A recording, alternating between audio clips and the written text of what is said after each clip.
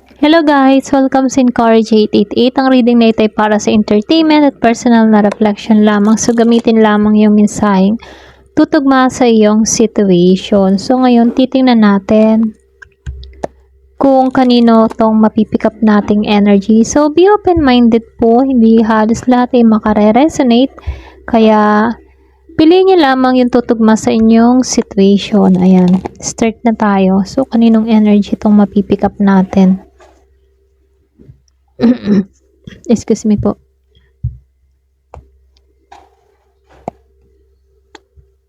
So, lumabas Page of Cups, the Full Reverse, the Tower Reverse, Nine of Wands, the Page of Pentacles, at itong si Five of Cups, Temperance, Knight of Pentacles Reverse, Ten of Pentacles.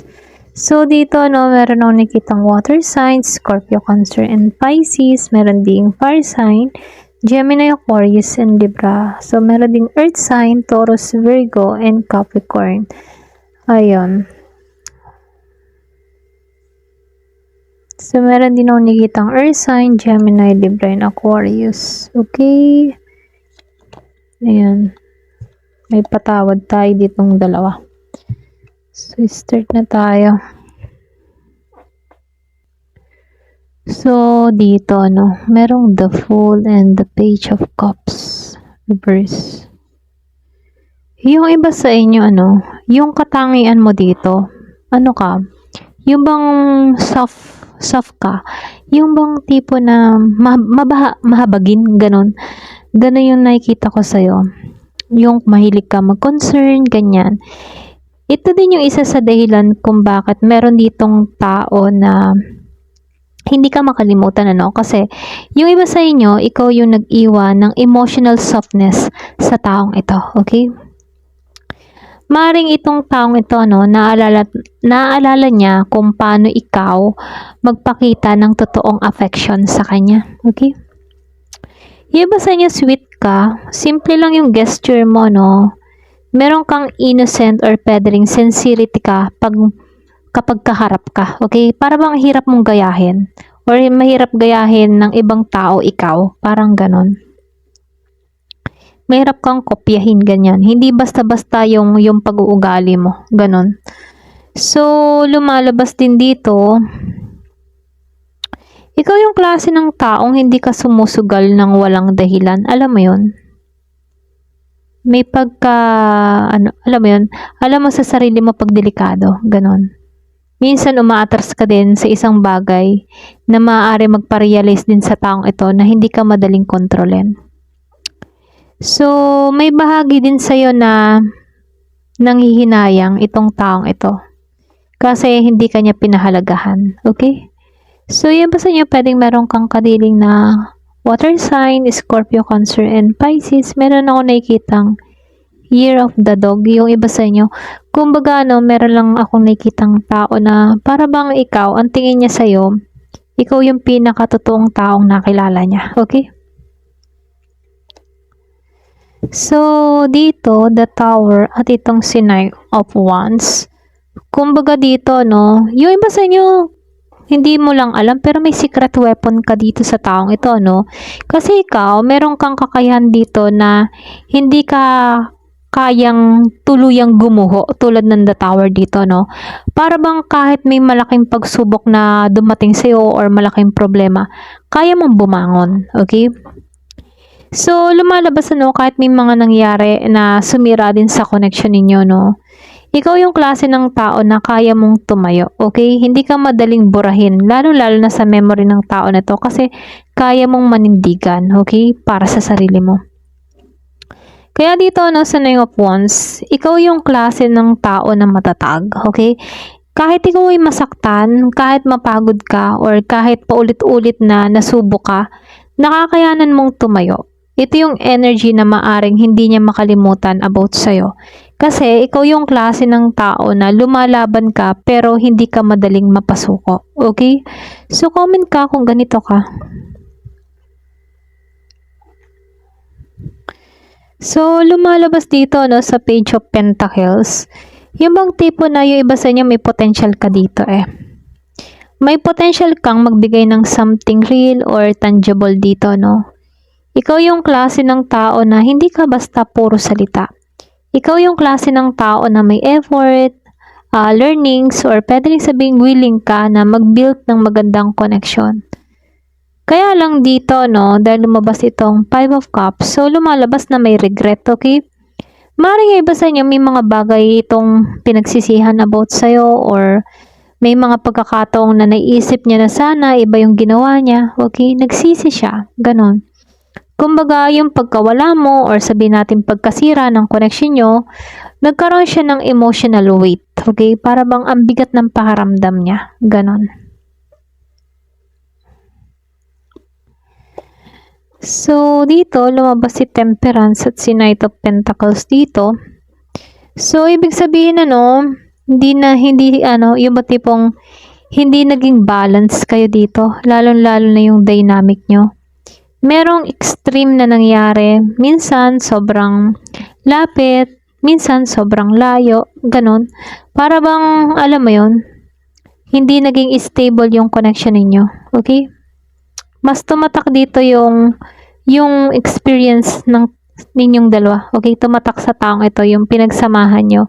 Kaya lang, dahil hindi kayo naging balance dito, yung iba sa inyo kasi pwedeng merong comparison dito na parang minsan, ang lapit-lapit niya sa'yo, minsan, ang layo-layo niya sa'yo. Ganun. Para bang hindi siya naging consistent sa feelings niya. Okay? Kaya dito sa Knight of Pentacles reverse, merong na-stuck. Kasi, kaya na-stuck, hindi naging consistent sa connection. Maaring may mga pangakong hindi natuloy or effort na hindi naging consistent. Kaya hindi niya makalimutan yung mga bagay na hindi tapos or hindi naayos, Ayun. So, lumalabas, may na-stuck sa connection. So, dito, lumabas itong si Ten of Pentacles at itong si Three of Pentacles upright. Kung titingnan dito, ito yung malaking card. Kumbaga, nakikita ka ng tao na to bilang isang taong may potential ka na mag-build para sa sarili mo, okay? Na maging stable ka, yung maging secure, at meron kang kakayahan na magkaroon ng long-term connection. Lalo-lalo na sa iba, okay? Kita nyo naman niya yun. Kaya lang dito, hindi lang siya temporary na na-attract sa'yo, Para bang kahit dahil sa nakikita niya yun or nabibisyo ng taong ito sa'yo na ganun ka, okay? Para bang sobra siyang na-attract dito. Hindi lang basta temporary, na-attract talaga siya. Kaya dito sa Three of Pentacles, may pagnanais to Kasi nakikitaan ka ng tao na to na may ability ka na makipagtulungan or may ability ka na bumuo ng something together. Yun yung nakikita niya sa'yo. Lalo-lalo na kapag seryoso ka. Kasi ikaw yung klase ng tao na marunong kang mag-effort at mag-contribute, lalo-lalo na sa ka-partner, okay? Marunong kang makipag-teamwork. Yun yung nakikita niya sa'yo. So, dito, Two of Pentacles and the Queen of Wands. So, kung titingnan, flexible yung iba sa inyo. Ikaw yung klase ng tao na kaya mo mag-adjust, kaya mong sumabay sa maraming bagay. Pero, maaaring napapansin din niya na kahit marami kang pinagdadaanan, alam mo yon, kinakaya mong i-balance din yung sarili mo. So, lumalabas din, meron akong nakikitang secret weapon mo. Kumbaga, ito yung secret weapon mo, si Queen of Pentacles, kasi independent ka. Hindi ka yung klase ng tao na dumidepende sa isang tao. Ganon. Kaya mo yung sarili mo, grounded ka, nurturing ka, alam mo yung halaga mo, at yun yung secret weapon mo. Hindi mo kailangang habulin yung validation ng iba or ng taong ito para lang malaman na valuable ka. Kasi, umpisa pa lang, alam mo sa sarili mo na mahalaga ka. Okay? Ayun. Alam mo sa sarili mo na, ay, kaya ko to, kaya ko mabuhay kahit wala siya. Ganon. Okay? May value ka. So, lumabas si Judgment Reverse at si The Devil upright, Meron lang akong nakikitang unfinished realization. Parang may lesson or pwede ring truth tungkol sa connection na hindi pa lubos na matatanggap. Alam mo yun? Meron kasi ditong tendency na pwedeng magbalik sa isip ng tao na to. Ano kaya kung ganito yung ginawa ko? Ano kaya kung lumapit ako sa taong ito? Ano kaya? Ganon. Okay, mayroon siyang what if. Pero dahil dito, lumabas si the devil, no? Ito yung napakalakas ng attachment dito. Kasi, lumalabas yung attraction. Andun yung temptation, andun yung pagnanais na ayusin, yung connection. Meron kasing emotional pull na mahirap i-ignore para sa taong ito. So, hindi naman ibig sabihin nito, no? Healthy lang lahat ng connection ninyo. So, lumalabas lang dito na talagang malakas lang yung hatak mo sa taong ito. Okay? So, dito, no? The story verse and the lovers upright. So, kung titingnan dito, no, may disappointment or pagkawala ng hope. At minsan, kapag nawala yung isang bagay na dati niyang inaasahan, doon niya mas nararamdaman yung value nito. Okay? So, lumalabas din sa The Lovers Upright, malakas yung indication na hindi lang simpleng attraction ang naging impact mo sa taong ito. Kumbaga, may chemistry talaga, merong emotional connection sa inyo, kumbaga, tumatak ka talaga sa taong ito. At yun yung choice niya rito, okay? So, dito, 3 of Swords and the 8 of Swords. So, kung titingnan dito, no, meron akong nakikitang sugat na naiwan eh. Kumbaga, merong isang taong nag-iwan ng genuine emotional wounds, parang ganon. Para bang talagang hindi lang sa physical na wounds, ano, kundi emotional. Okay, yung nararamdaman, yung masakit na nararamdaman. Ganon. Maring ikaw, ano, naging reminder ka din dito sa isang masakit na chapter sa buhay ng tao na to na para bang hirap madelete, ganun. Or pwede rin ikaw yon. Nasaktan siya talaga sa'yo na ikaw yung tipo ng tao na nagbigay ng pasakit din sa kanya pero ang hirap kalimutan. Alam mo yun? So, dito, ikaw yung secret weapon dito eh. Para bang kaya mong magpalaya sa sarili mo, okay? Kapag ikaw kasi nagdesisyon, ano, ikaw yung kumakawala sa isang cycle. Alam mo yun? So, kaya mong, alam mo yun, kaya mong unti-unting bumangon at tanggalin yung sarili mo sa mental trap dito. Ganon. Kaya mong makawala dito. Sa 8 of Swords reverse, kaya mong alisan to. Kaya mong tanggalan yung mga taong sa tingin mo hindi nararapat sa'yo. Okay? Alam mo yung ganon? Kumbaga, matatag ka lang talaga siguro, no? So, dito, no, Ace of Swords reverse and the 2 of Swords upright. Kung titingnan dito, no, meron siyang mga bagay na hindi nasabi nung malinaw. Ito lang nakikita ko. Pwedeng ibig sabihin merong misunderstanding, unspoken truth, or pwede rin may mga pag-uusap na hindi kayo nagkaroon ng proper closure, ano. Kaya many question na nanatili hanggang ngayon. Para bang ang dami mong tanong. Ang dami mong tanong sa isip mo. Bakit ganito? Bakit ganyan? Bakit nagawa niya sa akin yun? Bakit mga ganun, ano? Ginawa ko naman na love. Bakit niya ako ginanito? Or something na ganun. Mga ganyan. Marami kang tanong. Kaya dito sa 2 of Swords, ano, ito yung ending, ano, meron kang mga indecision. Para bang may parte sa kanya na ayaw tumingin ng diretso. Okay?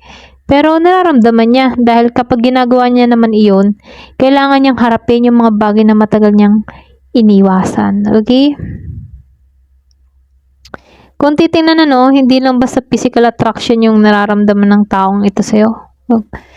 Lumalabas dito na may combination dito ng, alam mo yun, yung tipo na may combination dito kasi ng Queen of Pentacles dito, at itong si 10 of Pentacles eh. Okay? Ito yung combination niya. Physical attraction at kita din ng tao na ito na may kakayahan ka. Okay? Independent, very independent na tao. May sarili kang value. May stability ka. May lalim ka. Ganun kanya. Tingnan, ano. Ikaw yung klase ng taong hindi madaling wasakin. Kahit nasaktan ka niya, no, hindi ka yung bagang, hindi mo pinabayaan yung sarili mo para bang meron kang patutunayan sa tao na to na kahit nasaktan mo ako, babangon at babangon ako. Hindi ikot ang mundo ko dahil lang sa'yo. Mga ganun, ano. So, yun lang yung nakikita ko sa'yo. Para bang, ngayon nakikita ka niya na meron ka talagang sariling value. Hindi ka madaling wasakin. Kahit may naramdaman kang pasakit dito, no? Nasaan na yung 3 of Swords dito? Masasabing ikaw yung tipo ng tao na kaya mong i-balance yung sarili mo kahit nakaranas ka ng disappointed or imbalance sa connection nyo, hindi ka tuluyang nawala bilang isang taong ganon, ano, hindi ka nawala sa ganon. Kumbaga, nakikitaan ko sa'yo, yung nangyari sa iyong ganong pakaramdam, ano, yun yung nagkaroon ng impact sa'yo na kailangan kong bumangon. Okay? Para bang ni-reverse mo lang, ano, kahit nasaktan ka, ni-reverse mo yung sarili mo na, ay hindi ako magpapapigil, hindi ako mawawasak ng ganere, babangon ako. Parang ganun. Ganun lang yung nakikita ko sa'yo. Kaya dito, lumalabas, hindi ka madaling kalimutan.